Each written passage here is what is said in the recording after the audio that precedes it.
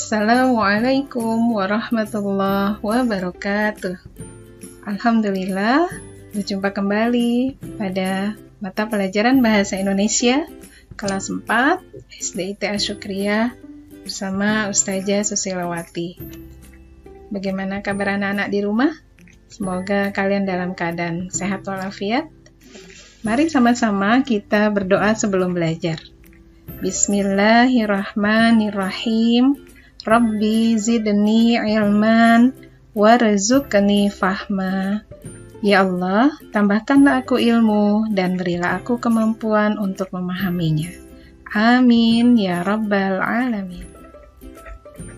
Struktur atau rangkaian teks cerita fiksi terdiri atas 4 bagian, yaitu orientasi. Merupakan bagian awal sebuah cerita fiksi. Bagian ini biasanya meliputi pengenalan tema, latar, dan tokoh. Bagian kedua adalah komplikasi, adalah klimaks dari teks cerita fiksi. Pada bagian ini muncul berbagai permasalahan. Dan bagian ketiga adalah resolusi, yaitu bagian yang berisi pemecahan masalah dari masalah yang dialami oleh tokoh. Bagian keempat adalah koda, merupakan bagian akhir dari cerita. Biasanya berisi pesan dan amanat yang ada pada cerita tersebut. Mengapa kita perlu mengetahui rangkaian atau struktur sebuah cerita?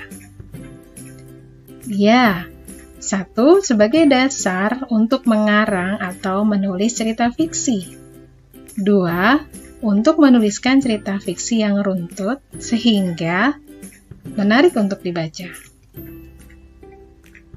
Mari sama-sama kita baca cerita berikut ini, sekaligus kita akan mengidentifikasi struktur atau bagian dari cerita fiksi di bawah ini. Ceritanya berjudul Ayam Jantan dan Rubah. Suatu senja, saat matahari mulai tenggelam, seekor ayam jantan terbang ke dahan pohon untuk bertengger. Sebelum ia beristirahat, dengan santai mengepakkan sayapnya 3 kali dan berkokok dengan keras.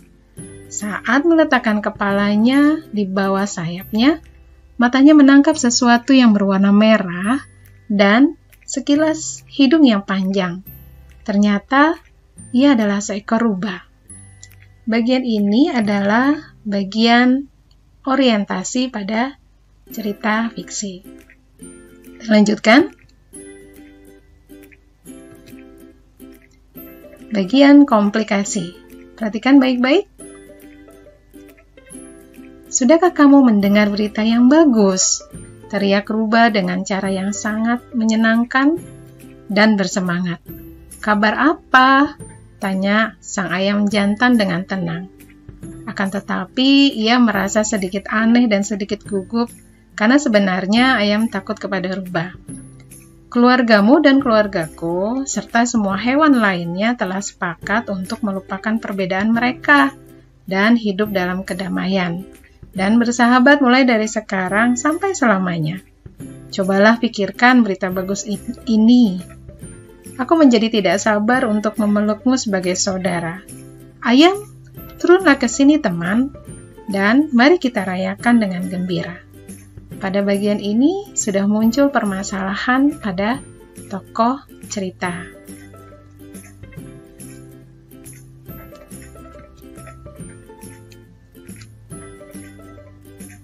Bagian resolusi. Perhatikan baik-baik. Bagus sekali.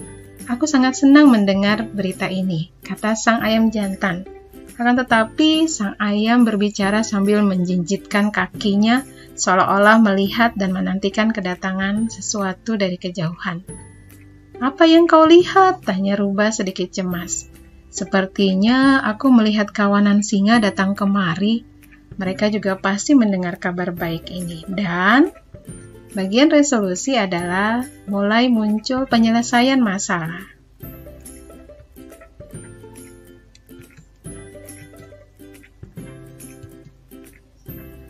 Bagian koda. Bagian ini adalah bagian akhir pada cerita. Namun, Rubah tidak menunggu lebih lama lagi untuk mendengar perkataan sang ayam dan mulai berlari menjauh. "Tunggu, mengapa engkau lari? Sekarang singa teman-teman kamu juga," teriak ayam jantan tersebut. "Ya," jawab Rubah, "akan tetapi mereka mungkin tidak pernah mendengar berita itu. Aku juga mempunyai tugas yang sangat penting yang hampir saja aku lupakan." Ayam jantan itu tersenyum sambil membenamkan kepalanya kembali ke bawah bulu sayapnya dan tidur, karena ia telah berhasil memperdaya musuhnya yang sangat licik. Kita lanjutkan pada bagian kedua, yaitu memberikan pendapat terhadap tokoh cerita. Adapun beberapa hal yang harus kita perhatikan sebelum memberikan pendapat terhadap tokoh cerita adalah A. Membaca seluruh cerita. B. Memperhatikan setiap perkataan dan perbuatan tokoh. Dan C. Memperhatikan kehidupan tokoh di dalam cerita. Mari sama-sama kita memberikan pendapat terhadap tokoh ayam jantan pada cerita berjudul Ayam Jantan dan Rubah. Pendapatku, ayam jantan sangat pandai. Alasannya, ayam jantan dapat memperdaya musuhnya yang licik dengan seolah-olah melihat kawanan singa yang datang sehingga musuhnya pergi. Sikap yang dapat aku contoh adalah cerdik dan tenang saat menyelesaikan masalah. Pendapatku terhadap sikap tokoh Rubah, pendapatku, Rubah memiliki sikap suka berbohong. Alasannya, Rubah membuat berita bohong untuk memperdaya ayam jantan. Sikap yang tidak boleh ditiru adalah sikap suka berbohong. Alhamdulillahirabbil alamin. Pembelajaran kita selesai sampai di sini. Semoga memberikan manfaat. Insya Allah dapat berjumpa kembali. Assalamualaikum warahmatullahi wabarakatuh. Dah.